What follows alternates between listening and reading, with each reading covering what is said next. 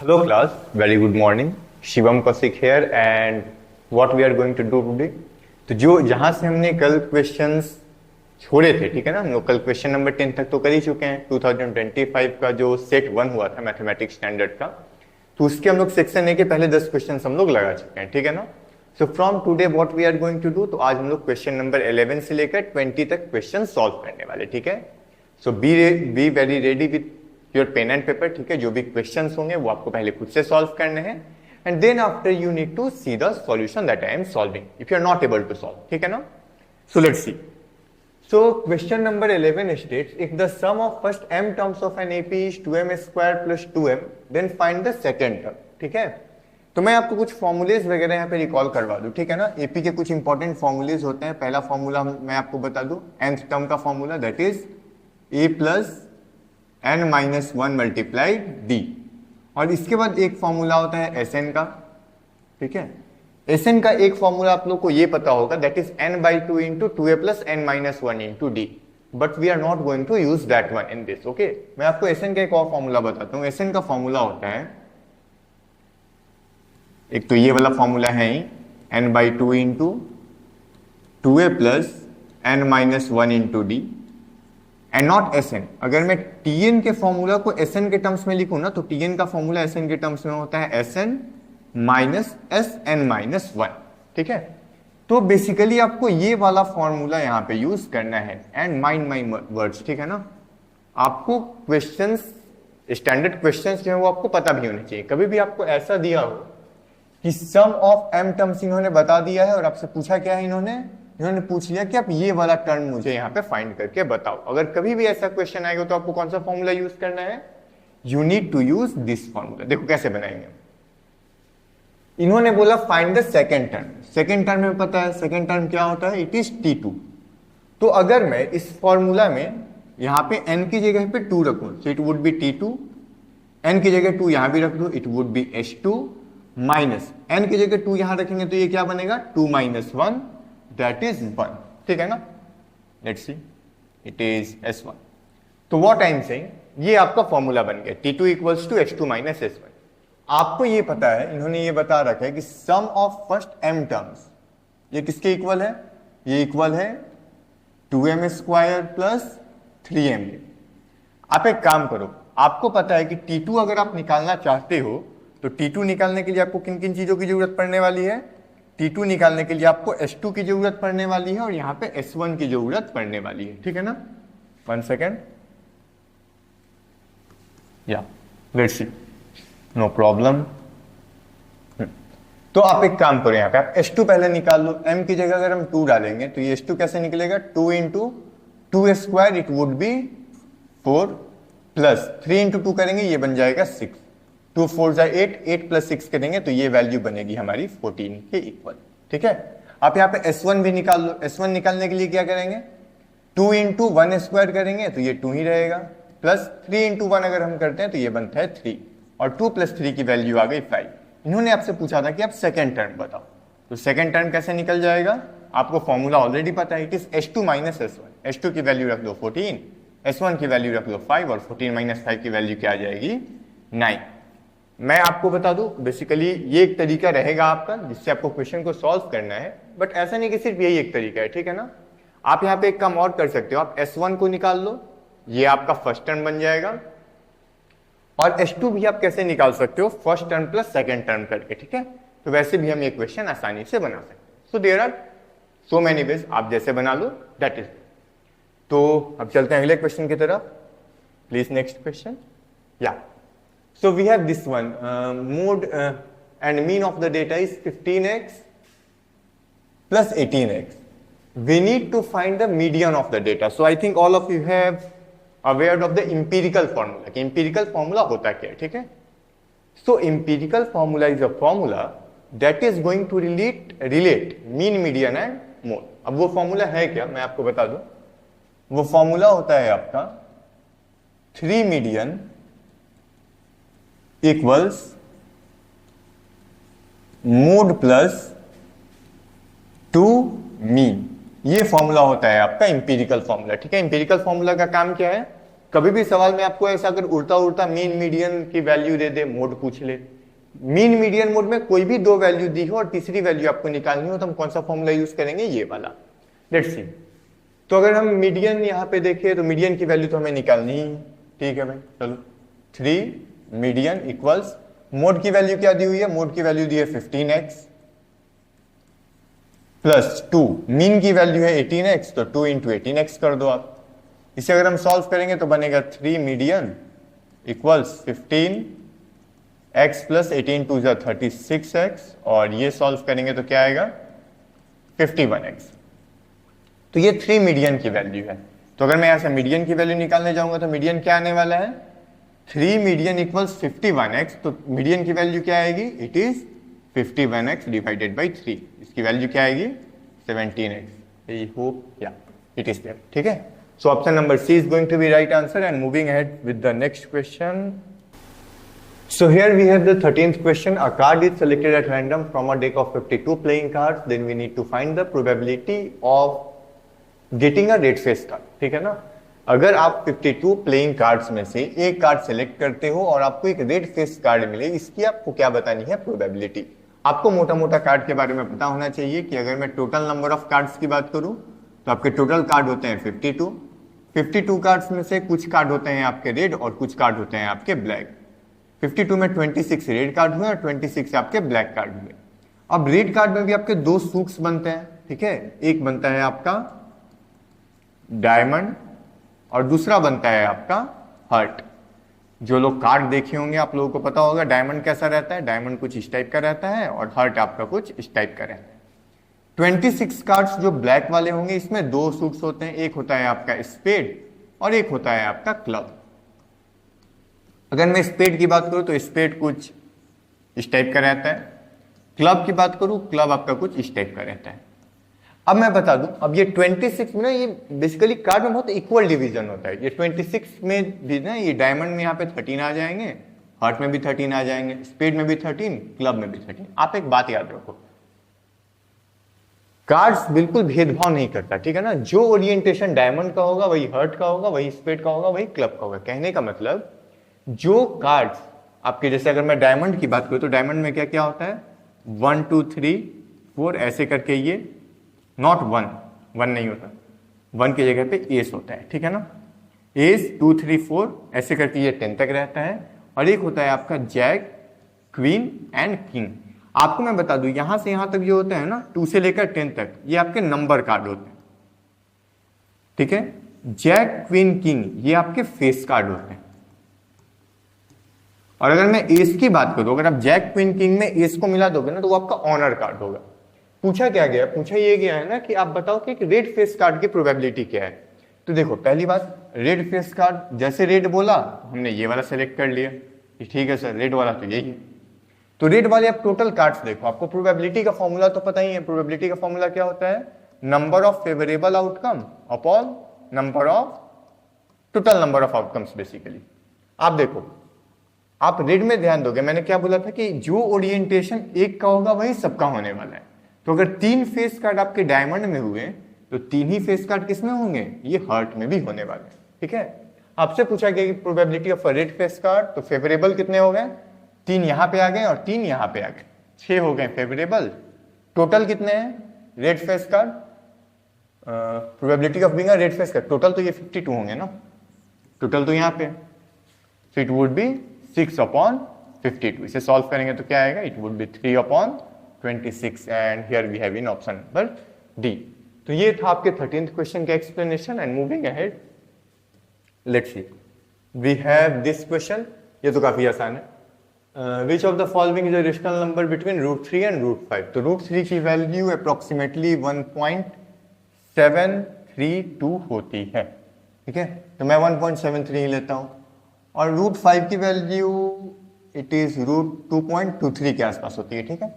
और आपको पता है ये रेशनल नंबर है तो ये नॉन टर्मिनेटिंग होगा, नॉन रिपीटिंग होगा। बेसिक कॉमन सेंस होना चाहिए, तीसरी चौथी क्लास का ये गणित है। आपको ये पता होना चाहिए कि 1.73 और 2.23 के बीच में कौन सा आ रहा है, इट इज 1.857142। इसमें बेसिक कॉमन सेंस होना चाहिए कि मतलब इन दोनों के बीच में ये आता है। तरीका क्या है, इसके लिए आप एक काम करो, क्लास 5-6 की किताब खोलो, ठीक है, उसमें चैप्टर आता है डेसिमल नाम का, उसको थोड़ा सा पढ़ेंगे, आपको आइडिया लग जाएगा कि कौन सा नंबर बीच में आने वाला है, ठीक है।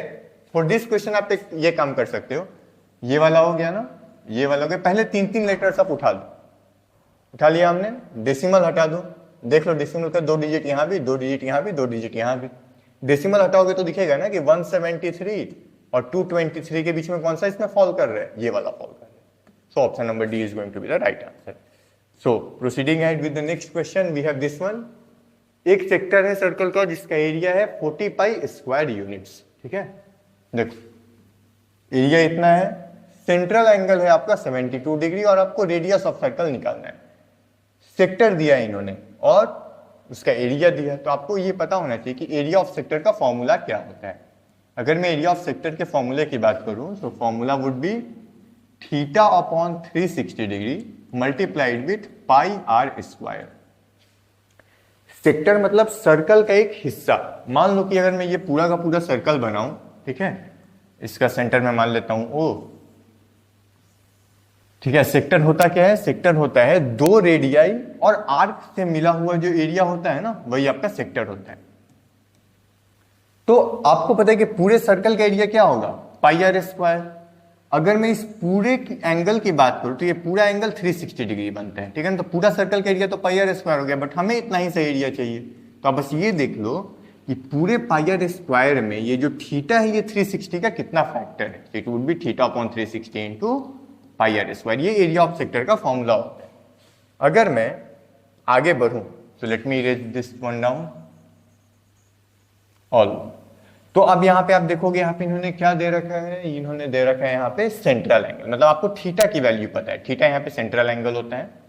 लेट्स सी अगर हम यहाँ पे थीटा की वैल्यू को सब्स्टिट्यूट कर ले, थीटा की वैल्यू होती है 72, इन्होंने दे रखा है central angle 72 degree, 72 upon 360 multiplied with pi r square. आप एक काम करो, यहाँ पे हम एक काम करेंगे कि पाई को पाई ही रहने दो, आप 22/7 मत लिखो। क्यों? क्योंकि आप देखो कि एरिया जो है ना वो ऑलरेडी पाई के टर्म्स में है, तो पाई वाली चीजें कैंसिल हो जाएंगी। एरिया 40 पाई इन्होंने नहीं रखा है, थीटा की जगह हमने 72 रखा by 360 into pi into radius square. आपको निकालना क्या, रेडियस निकालना है, निकल जाएगा भाई। 72 के टेबल में ये 5 टाइम्स आता है, ठीक है।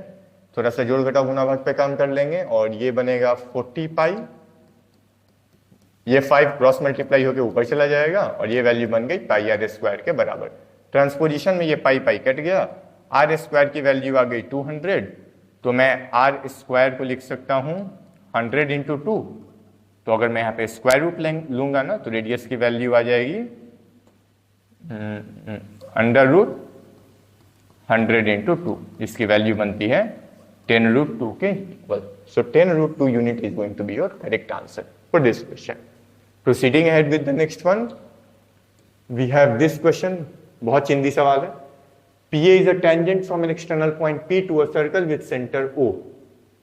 ज्ञान वाली बात ये है कि अगर आप लोगों ने सीरीज को फॉलो कर रखा होगा तो मैंने कल ही बताया था, एक ये वाला सवाल था ना कि एक सर्कल है, इस एक डायमीटर, इसकी एक्सट्रीमिटीज से 2 टेंजेंट बनाएंगे तो ये दोनों पैरेलल आएंगे। मैंने उस समय ही बताया था कि जो रेडियस होता है वो टेंजेंट के क्या होता है, परपेंडिकुलर। बस इतना छोटा सा कॉन्सेप्ट पता है तो आप ये आसानी से बना लोगे। ये रहा आपका रेडियस, ये रहा आपका टेंजेंट, और रेडियस और टेंजेंट के बीच का जो एंगल होता है वो कितना होता है, दैट इज 90 डिग्री। तो ये 90 हो गया। अब लीनियर पेयर सबको पता है कि अगर एक स्ट्रेट लाइन हो, एक ऐसा रे हो, तो इन दोनों एंगल को जोड़ने पे हमें 180 मिलता है। तो अगर ये 115 हो गया तो बाकी कितना बचा, बाकी बचा आपका 65 डिग्री। कोई दिक्कत वाली बात? I don't think so. 115 और 65 को जोड़ते हैं तो कितना बनता है, ये बनता है 180। जब ये एंगल 65 आ गया, ये 90 है, तो 90 और 65 और एक ये वाला एंगल, लेट्स से मैं इस एंगल को x बोलता हूं। तो अगर मैं इस ट्रायंगल को देखूं, ट्रायंगल AOP को, तो AOP में इन तीनों एंगल्स को जोड़ेंगे ना तो ये वैल्यू 180 के इक्वल आएगी, angle sum property of a triangle. So it would B 90 plus 65 plus x, इन तीनों को जोड़ेंगे तो ये 180 बनेगा।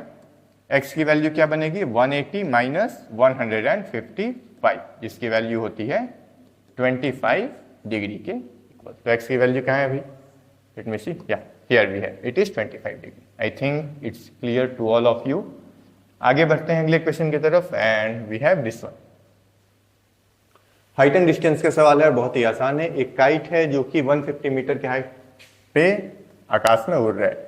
एक बात याद रखना आप, ठीक है ना, कभी भी जब मतलब हाइट एंड डिस्टेंस का क्वेश्चन आए ना तो डायग्राम्स जरूर से बनाएं। बिना डायग्राम बनाएंगे सवाल हम क्या करेंगे, सही समझ गए ना। लेट्स सी, अब क्या है, एक काइट है जो कि जमीन से 150 मीटर ऊपर यहां पे उड़ रहा है। चलो भाई लिख लेते हैं, 150 मीटर ऊपर आपका ये काइट फ्लाई कर रहा है। It is attach to string inclined at an angle of 30 degree with the horizontal. मतलब ये कहां आ गया भाई, लेट मी, चलो कोई बात नहीं, इसको हटा ही लेते हैं। देखो ये है ना कि यहाँ पे आपका काइट है, ये जमीन से कितना ऊपर है, जमीन से ये 150 मीटर ऊपर है, और इसको हमने यहाँ पे अटैच कर रखा है एक स्ट्रिंग से जो कि हॉरिजॉन्टल से कितना एंगल बना रहा है, हॉरिजॉन्टल से ये 30 डिग्री का एंगल बना रहा है। तो आपको लेंथ ऑफ स्ट्रिंग निकालना है। ये सबसे गरीब क्वेश्चन है। कहने का मतलब ये है कि एनसीईआरटी में ऐसे क्वेश्चन भरे पड़े, ठीक है। आप देखोगे तो आपको पता चलेगा। लेट सपोज कि आपका जो पतंग है वो ए पे फ्लाई कर रहा है, जमीन से इसका जो वर्टिकल डिस्टेंस है that is A B, it is 150 metre. ये जो पतंग है वो किसी न किसी धागे से तो बंधा होगा ना उड़ते समय, ये जमीन से 30 डिग्री का एंगल बनाता है। आपसे इन्होंने पूछा कि लेंथ ऑफ स्ट्रिंग बताओ, तो अरे भाई आप ऐसे पतंग उड़ाओगे, लेट सपोज कि आप यहां से पतंग उड़ा रहे हो तो धागा तो यही रहेगा ना, वहां तो वैसा कुछ हॉरिजॉन्टल डिस्टेंस होने वाला है। आप ऐसे पकड़ोगे, लेट सपोज कि आप ऐसे यहाँ पे ये जमीन है, यहाँ पे पतंग उड़ रहा है, आप यहाँ से उड़ा रहे हो, तो आपका धागा तो यही रहेगा ना, स्ट्रिंग। तो ये आपका स्ट्रिंग रहने वाला है, इसको मैं बोल देता हूं एक्स। आपको पता है कि 30 डिग्री के लिए ये बन गया आपका परपेंडिकुलर और ये बन गया आपका हाइपोटेनस, ठीक है ना। तो अगर आप यहाँ पे, आपको पता है कि सर अगर हमें परपेंडिकुलर और हाइपोटेनस दिया हो तो हम कौन सा ट्रिगोनोमेट्रिक रेशियो यूज करते हैं, इट इज साइन। हम साइन का यूज करेंगे, तो आप यूज कर लो। साइन 30 डिग्री की अगर हम बात करें तो साइन 30 डिग्री क्या होता है, it is P by H. Sine 30 की वैल्यू होती है 1/2, ठीक है। P की वैल्यू क्या आ गई 150, H आपने x यहाँ पे मान रखा है, क्रॉस मल्टीप्लाई करोगे x की वैल्यू क्या आ जाएगी 300। यूनिट का ख्याल रखेंगे, यूनिट यहाँ पे मीटर दिया है तो क्या यहाँ भी क्या लगा दो मीटर। स्ट्रिंग का लेंथ क्या बनेगा, हाँ 300 मीटर।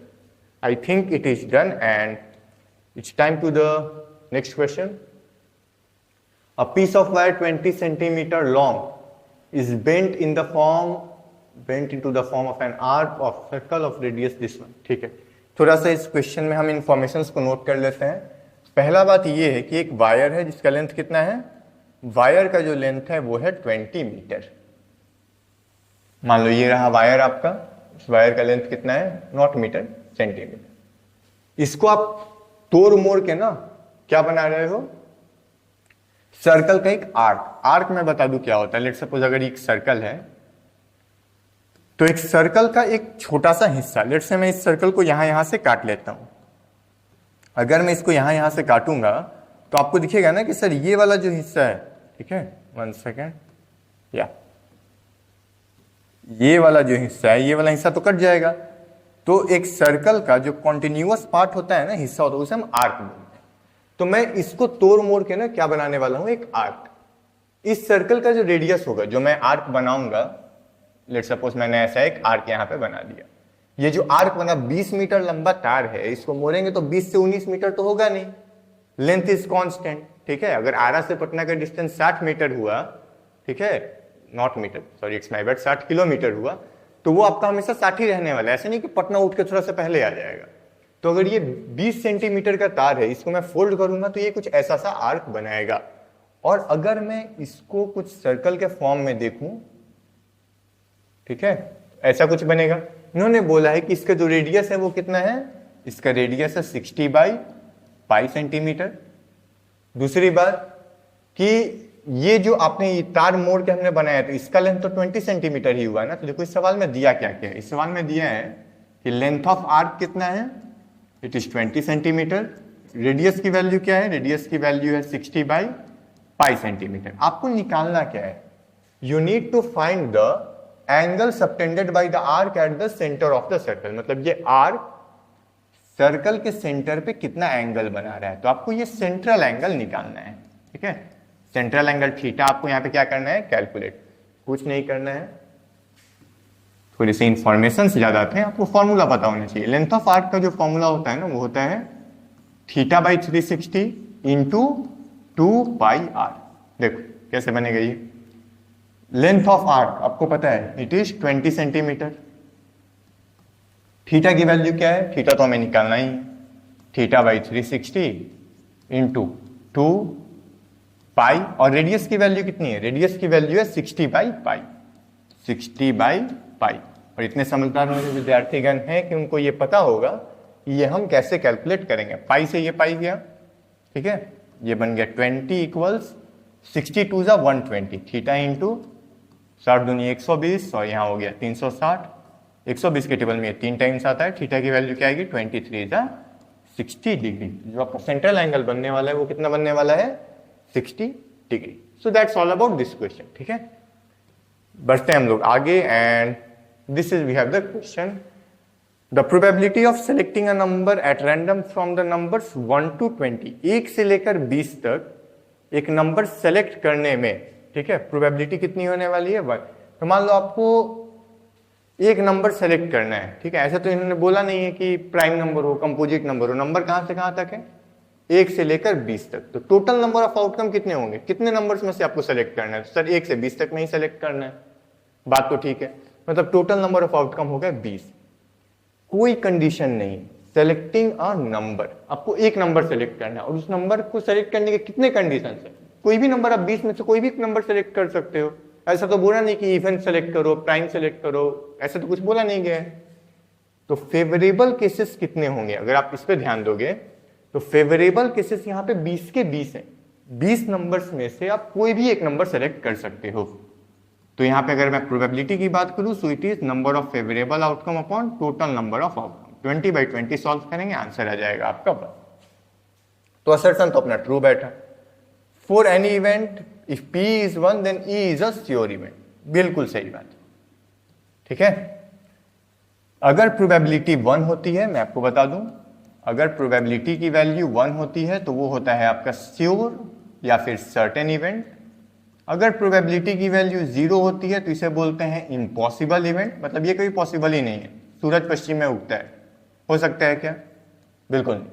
और अगर प्रोबेबिलिटी 0 से 1 के बीच में हुई तो ये आपका जनरल इवेंट होता है, ठीक है। आप लोग मुझे कमेंट्स में बताओ कि अगर प्रोबेबिलिटी की वैल्यू 2 हुई तब वो किस टाइप का इवेंट होता है, ठीक है। प्रोबेबिलिटी 2 ख्याल रहे, ठीक है। चलो ये हो गया आपका, तो हाँ ये दोनों ट्रू है, और ये एक श्योर इवेंट है, ठीक है। मतलब एक नंबर सेलेक्ट करना है हमें 20 नंबर्स में से, तो प्रोबेबिलिटी आपकी 1 बनेगी। तो both are true and reason is the correct explanation of assertion, ठीक है। तो अपना आंसर बनता है option number A. Proceeding ahead with the next question, we have this one, and 1 second, let me place it over here. हाँ, तो ये वाला क्वेश्चन है अपना question number 20। If we join 2 hemispheres of the same radius along their bases, we get a sphere। थोड़ा सा लड़की लोग ये क्वेश्चन आसानी से कर लेंगे, उनका डायग्राम बढ़िया होता है। 2 हेमिस्फीयर्स हैं, ठीक है, एक हेमिस्फीयर अपना ये रहा, दूसरा इन्होंने बोला कि अगर 2 हेमिस्फीयर को हम ज्वाइन करें जिनका रेडियस सेम हो अलोंग देयर कॉमन बेस, तो कॉमन बेस कौन सा है, यही वाला बेस है ना। तो अगर मैं इसके कॉमन बेस के अलोंग यहाँ पे 2 हेमिस्फीयर्स को बना दूं, एक हेमिस्फीयर यहाँ और एक हेमिस्फीयर यहाँ, तो आपको क्या मिलेगा, आपको मिलेगा एक स्फीयर। अरे भाई कॉमन सेंस है, देखो मैं क्या बोल रहा हूँ, एक हेमिस्फीयर ये रहा, ये इसका कॉमन बेस है, और दूसरा हेमिस्फीयर ये रहा, इस कॉमन बेस के अलोंग में ज्वाइन करूंगा तो आपको एक स्फीयर मिलेगा ना, जस्ट लाइक फुटबॉल, ठीक है। तो ये तो अपना ट्रू बैठा। और जिन लोगों ने सरफेस एरिया एंड वॉल्यूम पढ़ा है क्लास 9th में भी, उनको ये पता होगा कि total surface area of sphere क्या होता है, 4πr², ठीक है, इट्स नॉट 3πr²। तो ये ट्रू बैठा, ये फॉल्स बैठा, और ट्रू फॉल्स वाले में तो दिक्कत ही नहीं है। इसका आंसर बन गया था आपका ए, दोनों ट्रू था और रीजन करेक्ट एक्सप्लेनेशन था। और इस वाले क्वेश्चन की अगर मैं बात करूं तो assertion true, reason false, it is option number C. So we are all done with the section A.